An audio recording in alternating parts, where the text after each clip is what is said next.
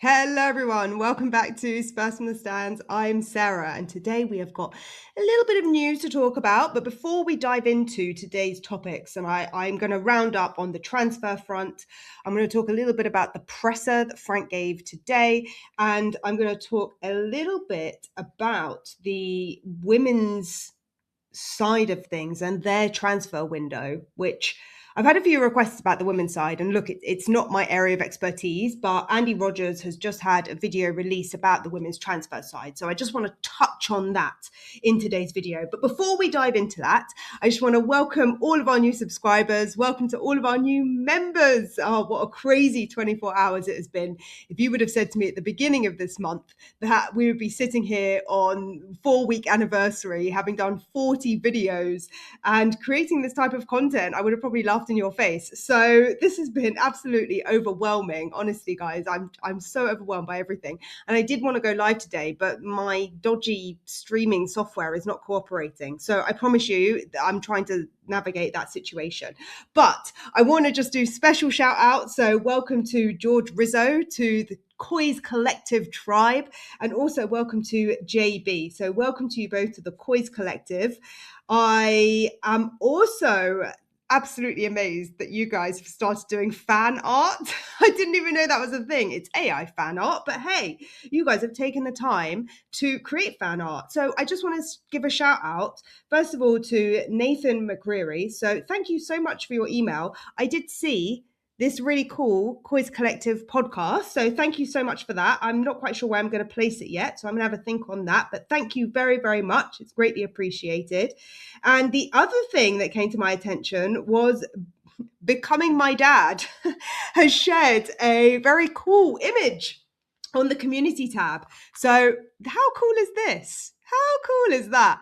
So please go over to the community tab, share some love. If you're new around here, I've done a couple of polls in there as well. So I'm interested to get to know you guys. You know, what type of fans are we? Who's the tribe joining? And that way I can create the best content for you guys to make it as an enjoyable experience as possible. So let's dive into today's topics. The first thing that I just wanted to round up on was this whole Duran situation, because obviously we've caught wind that we were offered Duran very late on in the window, and we rejected him, or didn't want to take him. And look, I don't know much about Duran and where he's at today. Obviously for Villa, he was quite good. He was scoring goals. However, it seems that he's had this decline. He's a £65 million ex-striker from Aston Villa, and he's had this decline, and I just think that maybe he's priced too high. Obviously we know that before he left Aston Villa, a bid was made from West Ham for 57 million, and for whatever reason he hasn't been able to get the move that he wanted for the money that was required. So he's injured at the moment. I think he's got some kind of thigh injury. He's had injuries in the past. He's ended up at Zenit in Russia, the Russian league, I believe. So look, he's probably not someone that we had on our books long term that was going to help support the squad. And look, if you're going to bring in someone like that, you might as well just keep Richie, because I mean, if it's a like for like swap, then you're not really doing an upgrade in the squad. So look, we'll park that one to bed, the transfer window. Just to touch on, I said I was going to touch on the women's side of the game as well. So for anyone that's interested, a lot of you have been typing in the comments about, do I watch the women's football? It's not really my game. It's not really my expertise. I followed the men's game ever since I was pretty much born, and I didn't really have a choice in who I support.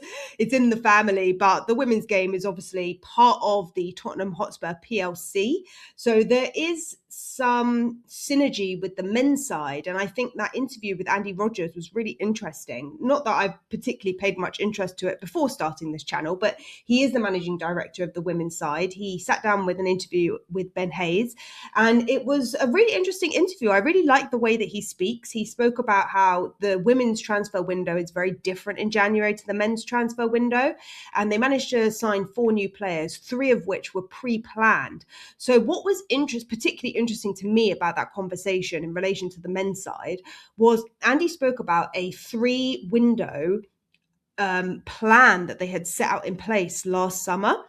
And that's why they had so much success in this window, because they knew exactly going into the window what they wanted from last summer and what was expected from this summer. Now, obviously, we've heard from Lange that there is a plan this summer, but just the way that Andy phrased it, I think he was a lot more articulate in the way that he conveyed the message.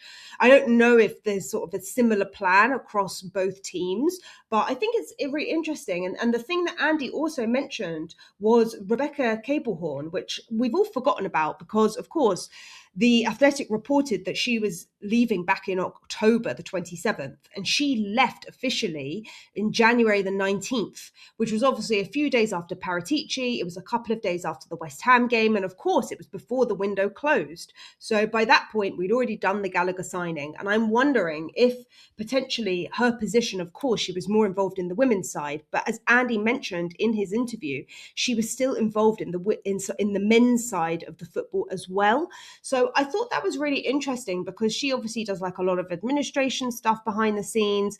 She, she was highly regarded as an executive, and she managed a lot of key areas like contract negotiations, regulatory relationships. And so maybe there's like another gap that's been appearing behind the scenes. I don't know how that position now lies and what that looks like. But obviously, we've caught wind since yesterday that Matt Law has announced that we are looking for another sporting director. So I thought all of that sort of ties in to the bigger conversation around the not logistics, but around like the personnel change at the top, because it seems to be that, given that Rebecca Caplehorn has also left, maybe there's another gap at the top that we haven't considered in this transfer market or lack of transfer market. So look, if you're interested, you can dive more into the women's side of the game and things like that over on the Spurs Women's channel. But something else that came to my attention was a message that was sent in a WhatsApp group. I don't know exactly who this came from, but the comment says, Unai Emery from outset. Unai Emery knew Aston Villa needed a lot of work as a club behind the scenes. Lange did find good players, but Unai didn't trust him to build a squad and quickly knew Lange was an area the club could upgrade to begin finishing higher up the league. As Emery gained results and respect, he demanded the club hire Ramon Rodriguez, Verdejo, aka Moki Lange. Best squad build at Villa, finished 11th in the Premier League, but largely fought relegation in 17th. Aston Villa haven't finished lower than 7th since Unai Emery removed Lange in 2023. Lange was demoted to youth roles before that for 2 years. So it is interesting. The reason why I'm sharing that with you is obviously there was a lot of change at Aston Villa. And we can now see that Aston Villa are competing for the top 4, if not the league this season. So it's been very interesting how this connection between Lange failing behind the scenes at Aston Villa led him to being demoted. And then we catch wind at Tottenham Hotspur that we're now looking for a new sporting director. And not only that, Paratici, for whatever reason, didn't agree with the direction. And, how is that all going to look in the future? So I definitely question Lange's ability in the second half of that window to really take hold of the transfer market in a way that which benefits the Tottenham Hotspur squad. So there is definitely some weight to it. Lange was not the answer in that midterm, and potentially that is what also slowed down or meant that we couldn't get the players over the line. Obviously, there was another argument to suggest that the players we wanted weren't on the market, but hey, look, the route that we're taking moving forward is going to be looking for a new sporting director, according to the Matt Law tweet that came out last night. So some interesting synergies there between the women's team, the men's team, potentially what's going on in the back room and those changes, and potentially the influence that has had on our transfer market overall. So we can put that one to bed, at least until summer, because unless we catch wind of anything happening, solid connections over the next few months, it's probably best to focus about what's going on the pitch. And that brings us to Frank's presser. And obviously the video, I think, comes out tomorrow and we get the embargoed section late in the evening, but we do have the write-up of this from Alistair Gold. So Thomas Frank has reacted to Christian Romero's blast and he has given an injury update as well. So the update was, he was asked about Romero, and according to Alistair Gold, he said Thomas Frank has claimed Tottenham have dealt with Christian Romero's latest furious Instagram blast internally. Shortly after the January transfer window had officially closed, the Argentine took to social media to seemingly fire shots at the club's hierarchy for the lack of activity. Spurs boss Frank believes the matter has now been resolved, explaining, "I think if you want to know what he meant, you have to ask him. That's the right way to answer the question. Kuti is a very passionate person and leaves everything on the pitch. He wants to win every time, and there can be an outburst. It is something we have dealt with internally. There is a way of doing things. He has been very good at doing things. I wouldn't have done it. This is my message." So Frank continued and he spoke about, the meaning behind the post.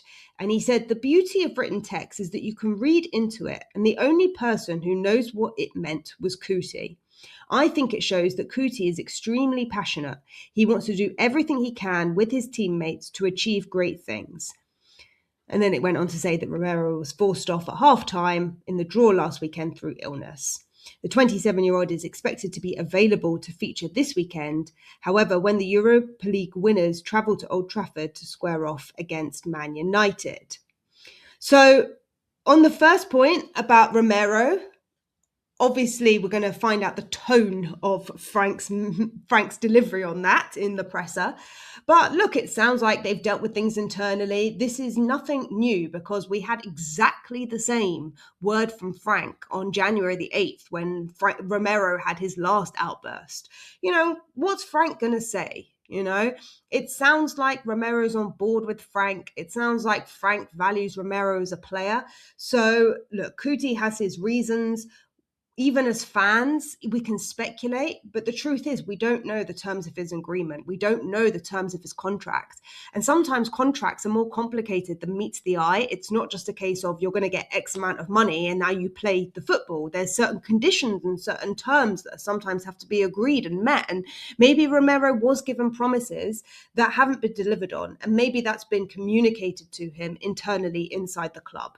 So look, it's not healthy to have your leader in the group coming out and saying all this stuff. It's good for fans because we're reassured that, we're not delusional and what we're saying is agreed by the players. But look, they are employed by the club to do a job. And if you're not on board with it, then maybe you should leave because this is the way that Tottenham Hotspur work. And as much as we don't like it, it's like having a boss. If you're working for the company, you're there to do a job and you're paid to do a good job. So look, Romero's the kind of guy who's very passionate. He's going to come out and speak his mind whenever the hell he wants. And if you're not on board with that, then he's not a character that you're going to want internally at the club. So I think his future remains uncertain at Tottenham Hotspur. There has obviously been speculation that he's still linked to clubs across Europe, to clubs in Spain. And as I said yesterday, the likelihood is Romero is not going to stick around, whether it's this season, whether it's next season. He's been with us for 5 seasons. The guy's missed 4 Christmases. He always gets suspensions. He's clearly frustrated, and that's showing on the pitch. And as good as he is, if that's going to detriment your game, then, you're not getting the best out of your players, are you? So, and that's not the tactical downfall of the manager. That's just because you have loose cannon heads in the dressing room. Anyway, let's park that because the positive news is that Mickey van der Ven, who has been missing with a hamstring injury, is due to be expected for the game on Saturday. Frank said, "Most are okay. Mickey trained today and is available for selection for Saturday.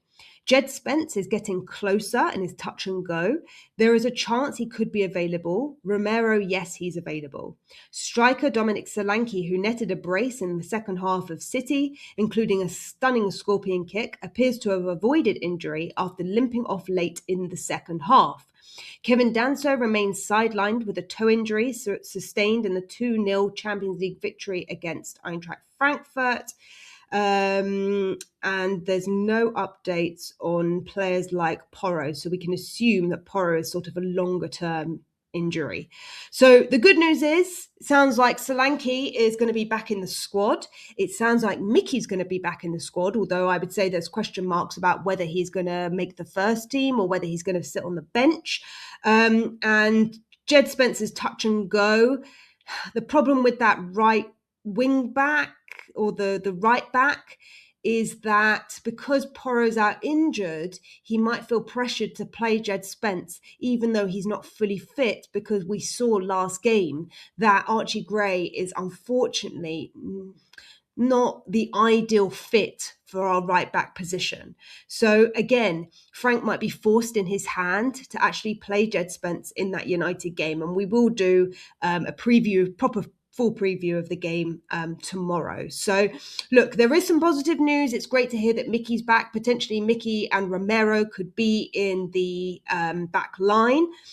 Also, just to say that there was some conversations yesterday about, Frank not having chosen the correct lineup for Man City. Now, look, we all saw how unbalanced the team was, and I'm pretty sure that right back position, if he had either Spence or Porro available, he would have played either of those. And in terms of the right wing position, Odegaard was also sick and unwell in that game, and that's why he came on late, and that's why he also didn't have his best performance, because there has been an illness that's been going around the squad, and it's the same illness that Romero had as Odegaard had. So Romero went off from injury. Odegaard came on from illness.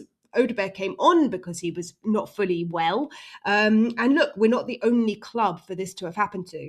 I don't know about you guys, but I know lots of people at the moment that have this flu that's going around. Was it Liam Rosinia who spoke about Chelsea's squad, or was it Slot? I don't know, but I definitely remember hearing that there was some other squads where illness has been going around as well. So this might be a seasonal thing. We know it hasn't stopped raining through January. It's miserable out. So that is very unfortunate. As for Kevin Danso, of course, we think that that's going to be a much longer term injury. And considering it's a big toe, obviously your big toe is like one. I mean, I only know this from like things like yoga, but it's one of the core parts of the body which help sustain your balance. So your big toe is almost like how you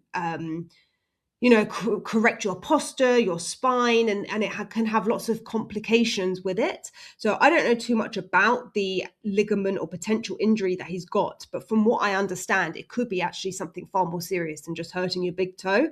So that is a bit of a concern and a bit of a worry. The good news is that we still have Dragusin in the squad. And I don't think at the time of making this, we've had any Champions League updates. Let me just double check. Okay, so I've just had a little check. I believe the deadline is midnight tonight, so that might be why we haven't heard updates. I've also just checked on the Champions League website directly, and it looks like Johnson is still named in our squad. So it looks like no changes have been officially made, and we'll probably have to wait until tomorrow for those updates. But all in all, look, it was a slow news day today. Other than those press bits, if you're interested in the women's football, I'd say go over there and have a look at the conversation about Andy Rodgers. And, if you are interested in the transfer situation, I definitely think there's some weight to what he was saying about Rebecca Cablehorn, and maybe the back room shifting as well during this window. So other than that, I want to thank you all again for joining us on this journey. If you are seeing us for the first time, please do like, subscribe, comment, share with your mates, all of that jazz, because it definitely helps the channel. And I'm looking forward to hopefully seeing you all very soon in our next live stream. And welcome again to all of our new members, all of our new subscribers, and I'll see you all tomorrow in the next video for a preview of the United game this weekend. Bye for now.